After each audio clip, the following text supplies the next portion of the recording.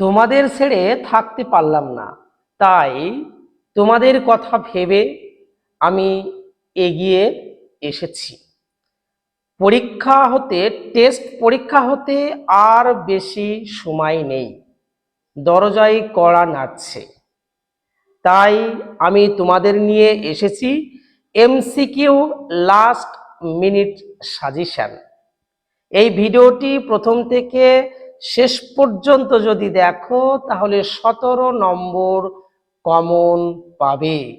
আজকে আলোচনা করব 17 নম্বরের টেস্ট এবং ফাইনালের কি ধরনের এমসিকিউ কোশ্চেন আসবে, তাই নিয়ে কি আলোচনা করব। আশা রাখছি তোমরা প্রথম থেকে শেষ পর্যন্ত ভিডিওটি দেখবে।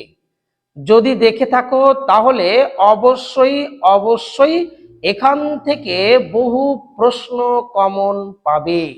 চলো কথা না বাড়িয়ে আজকে শুরু করছি লাস্ট মিনিট সাজেশন 17 নম্বরের এমসিকিউ প্রশ্ন সহ উত্তর আলোচনা। তো চলো দেখো 1 নম্বর কোশ্চেন। ছোট মাসি তপনের থেকে কত বছরের বড়? কত বছরের বলো তো? বছর আষ্টিক, বছর আটেকের বড় ছিল। দেখো 1-2 বুড়ো মানুষটির কথা শোনো।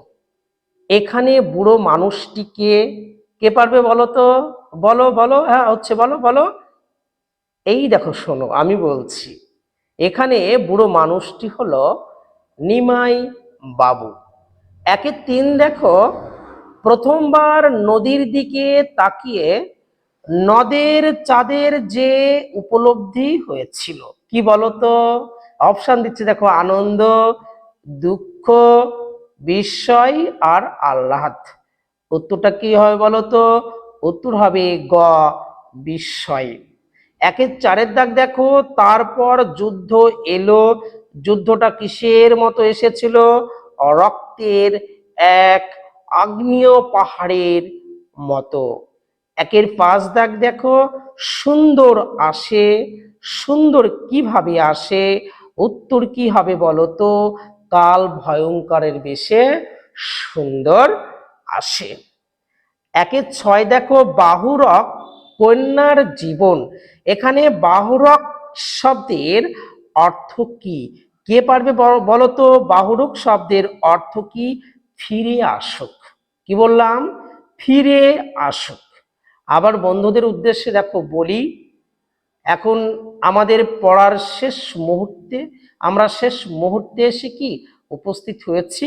যদি এই এমসিকিউ প্রশ্ন উত্তরের আলোচনাগুলো শোনো তাহলে তোমরা অবশ্যই এখান থেকে কমন পাবে। তোমাদের প্রস্তুতি কেমন হয়েছে তোমরা এখান থেকেই বুঝতে পারবে। এই প্রশ্ন উত্তর থেকেই তোমরা বুঝতে পারবে তোমাদের প্রস্তুতি কেমন হয়েছে। তো চলো আমরা দেখে নিই। দেখো 1-7 নম্বর। 1-7 নম্বর কি আছে? বাংলায় একটা কথা চালু আছে। কথাটা কি বলতো? কথাটা দেখো বলছে, কালি নেই কলম নেই বলে আমি মুন্সি। 1-8 দেখো, যারা ওস্তাদ কলমবাজ তাদের কি বলা হয়? যারা ওস্তাদ কলমবাজ তাদের কি বলা হয় বলতো? লিপি কুশলী বলা হয়। 1 দেখো 9, হিমালয় যেন পৃথিবীর মানদণ্ড। এই উক্তিটির বক্তা কে? এই উক্তিটির বক্তা হচ্ছে কালিদাস। পূর্বের ক্লাসে দেখবে এই প্রশ্নটা একাধিকবার কি দেওয়া হয়েছে। এই প্রশ্নটা শুনেই তোমরা বুঝতে পারছো এটা কতটা কি গুরুত্বপূর্ণ রয়েছে, এটা আসতে পারে। তো দেখো 10 দাগ, যে কারক শব্দের ব্যুৎপত্তিগত অর্থ কি? মনে রাখবে ক্রি যোগ নক। অক বললেও সমস্যা হবে না, ক্রি যোগ অক বা নক। অনুসর্গ কি বলতো? 1-11 দেখো, অনুসর্গ হলো যে পদ কি বলো? অপশন দেখো আছে বিশেষ্য, তারপর রয়েছে কি বিশেষণ, তারপর রয়েছে অব্যয়, তারপর রয়েছে কি ক্রিয়া। তাহলে দেখবে অনুসর্গ হচ্ছে এক ধরনের অব্যয়। কি বললাম? অনুসর্গ হচ্ছে এক ধরনের কি অব্যয়। পরে কোশ্চেন দেখো 1-12, ধাতুর সঙ্গে বিভক্তি যোগ করে হয় শব্দ, পদ, বাক্য, বর্ণ। কি হয়? ধাতুর সঙ্গে শব্দ, ধাতুর সঙ্গে বিভক্তি যোগ হয় কি বলতো? পদ হয়ে থাকে। ১-১৩ এই সমাস থেকে পরীক্ষা কিন্তু আসবেই, আমি বলে দিলাম। ১-১৩ দেখো, উপনগরী সমাসটি গড়ে উঠেছে কি অর্থে? অপশন আছে সাদৃশ্য অর্থে, প্রস্তাদ অর্থে, সামীপ্য অর্থে, বিপসা অর্থে। কি বলবে বলো তো? এটা সাদৃশ্য অর্থে এই সমাসটি গড়ে উঠেছে। ১-১৪ দেখো আছে উপপদ শব্দের অর্থ কি? কে পারবে বলো তো? উপপদ শব্দের অর্থ নিকটে অবস্থিত পদ। এখানে অপশন অনুপাতে অ্যান্সারটা হবে, দেখো আছে উপরের পদ, পদের পদ, নিকটে অবস্থিত পদ কোনোটি না, অতএব অপশন অনুপাতে এখানে অ্যান্সারটা আমাদের করতে হবে কি বলতো? নিকটে অবস্থিত পদ। একে দেখো 15 যেটা রয়েছে, কি রয়েছে বলতো? একটা বাক্য দেওয়া আছে, দীর্ঘজীবী হও। বাক্যটি অর্থগত দিক থেকে, আমরা জানি অর্থগত দিক থেকে বাক্যকে 7 ভাগে কি ভাগ করতে পারি, আর গঠনগত দিক থেকে বাক্যকে আমরা কয় ভাগে? 4 ভাগে ভাগ করতে পারি। তো এখানে দেখো দিয়েছে দীর্ঘজীবী হও, বাক্যটির অর্থগত দিক থেকে বাক্যটি কি জাতীয় বাক্য হবে? দীর্ঘজীবী হও, এটা হচ্ছে অনুজ্ঞাসূচক বাক্য। একে দেখো 16 নম্বর, গঠনগত দিক থেকে বাক্যকে কয় ভাগে ভাগ করা যায়? কি বলবে বলো তো? গঠনগত দিক থেকে বাক্যকে আমরা কয় ভাগে ভাগ করতে পারি? 4 ভাগে ভাগ করতে পারি।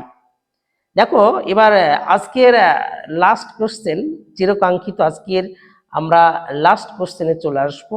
দেখো বন্ধুদের উদ্দেশ্যে বলি, আমাদের এই চ্যানেলে যে সকল ভিডিওগুলি দেওয়া হচ্ছে তোমাদের সুবিধার্থে, তোমাদের কথা ভেবেই কিন্তু আমরা এই ভিডিওগুলো কি হচ্ছে দিচ্ছি। তোমরা দেখো সমস্ত বিষয়, এখানে সব বিষয়গুলো এখানে একত্রে পাবে। দেখো অনেকটাই তোমরা লাভবান কি হবে। তো দেখো ১-১৭ নম্বর কোশ্চেন দেখো রয়েছে, কর্ম কর্তৃবাচ্যে কর্তারূপী কর্ম হয় কি বাচক? বস্তুবাচক। তাহলে দেখো আজকে আলোচনা করলাম যে এমসিকিউ, আমাদের সামনে যে টেস্ট ২০২৫ শিক্ষাবর্ষে আমরা যে টেস্ট এবং ফাইনাল দিতে চলেছি মাধ্যমিক, যে ১৭খানা এমসিকিউ আসবে, আজ তার প্রথম পার্ট লাস্ট মিনিট সাজেশন আমরা কি হচ্ছে কি দিলাম। তোমরা দেখলে, এটা দেখে এবার হচ্ছে মিলিয়ে নিলে যে দেখো তোমরা নিজে নিজে অ্যান্সারগুলো হয়তো অনেকে করেছো, কেমন প্রস্তুতি হয়েছে তোমরা নিজে নিজে কি বুঝতে পেরেছো। আজকে এ পর্যন্তই। ভিডিওটি যদি ভালো লেগে থাকে তাহলে অবশ্যই সকলের মাঝে কি করো? ছড়িয়ে দাও। ভিডিওটি দেখার জন্য সকলকে ধন্যবাদ।